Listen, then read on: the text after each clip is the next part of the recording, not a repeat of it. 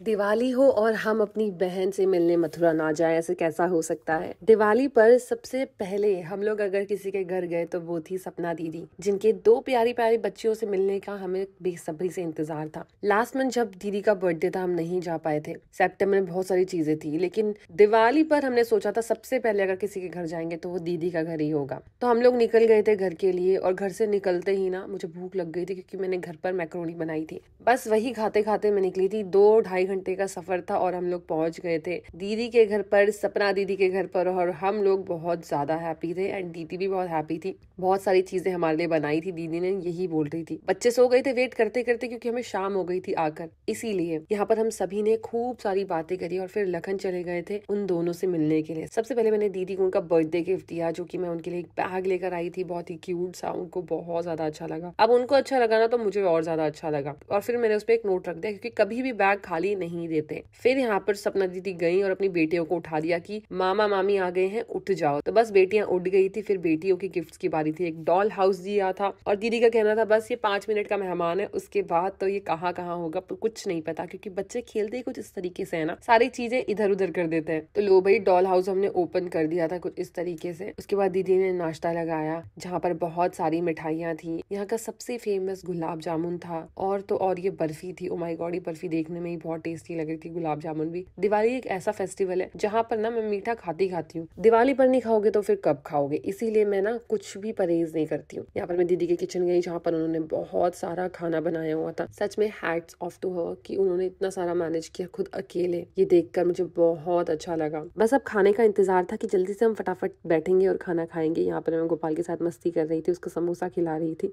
सच में बहुत ज्यादा मजा आया था। और ब्राउनी अलग ही यहाँ पर टॉय से खेल रहा था। सारे आरू और आरोही के साथ ब्राउनी ही खेल रहा था। उसके बाद दीदी ने सारा खाना गर्म कर दिया था दोबारा से, और पूरी और चावल बनाए थे दोबारा। मैंने हैंड वॉश कर लिया था और बैठ गई थी खाना खाने के लिए। पूरी और पालक आलू की सब्जी, ओ माय गॉड, इतनी टेस्टी सब्जी मैंने नहीं खाई। बहुत ज्यादा टेस्टी थी। और कड़ी चावल भी लगन ने बोला बहुत टेस्टी है। सच में 4-5 पूड़ियां खा के ना मेरे को इतना पेट भर गया था, क्योंकि पूड़ी काफी ज्यादा मोटी थी और बहुत ज्यादा टेस्टी थी। खाना हम लोगों ने खा लिया था। उसके बाद बारी आई थी बच्चों के साथ थोड़ा खेलने की और उनका दूसरा गिफ्ट अनबॉक्स करने की। तो यहाँ पर मैं लेकर आई थी आरू आरोही के लिए गाड़ी। दोनों बच्चे ना बहुत ज्यादा प्यारे हैं, तो मैंने सोचा उनके लिए कुछ स्पेशल लेकर जाओ इस दिवाली, इसलिए ये गाड़ी लेकर आई थी। गाड़ी खोलने के बाद उन दोनों को बैठाने के बाद मैंने कपड़े चेंज कर लिए थे, आप देख सकते हो, क्योंकि अब बारी आई थी बाय बाय करने की। सच में बिल्कुल भी जाने का दिल नहीं चाह रहा था, लेकिन जाना पड़ रहा था। फिर दीदी ने भी हमें मिठाई दी और हम लोग चले गए। आप सभी को भी हम सभी की तरफ से हैप्पी दिवाली। अगर ये वीडियो अच्छी लगी हो तो जरूर like share and comments. Bye bye, love you all.